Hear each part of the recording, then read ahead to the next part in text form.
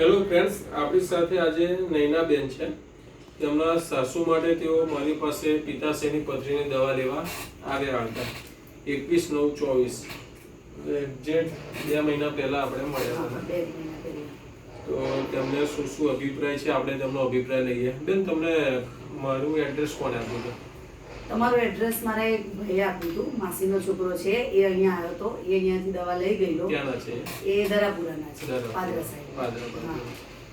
એમને વાત કરી? હા, એમને વાત કરી. તો તમારા સાસુને પહેલેથી શું તકલીફ હતી? એમને પહેલેથી પિત્તાશ્યમાં જે પથરી હતી ને, એનાથી તમારી જે દવા લીધી ને એનાથી ઘણો ફાયદો થયો એમને, અને અત્યારે સારું છે.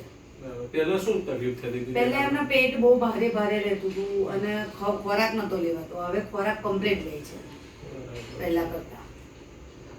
બીજું સારું લાગે છે? હા, સારું લાગે છે. ઓકે. હમણાં રિપોર્ટ પ્રમાણે જે પ્રીવિયસ રિપોર્ટ હતો એમાં મલ્ટિપલ સ્ટોન હતા 7.3 mm ના પિત્તાશયમાં, જે મને બતાવેલો હતો. અને આજે એ લોકોએ સોનોગ્રાફી કરાવી તો આજે જે આગળની કિડનીની પથરી હતી 3 mm ની, એ પણ ઓગળી ગઈ છે.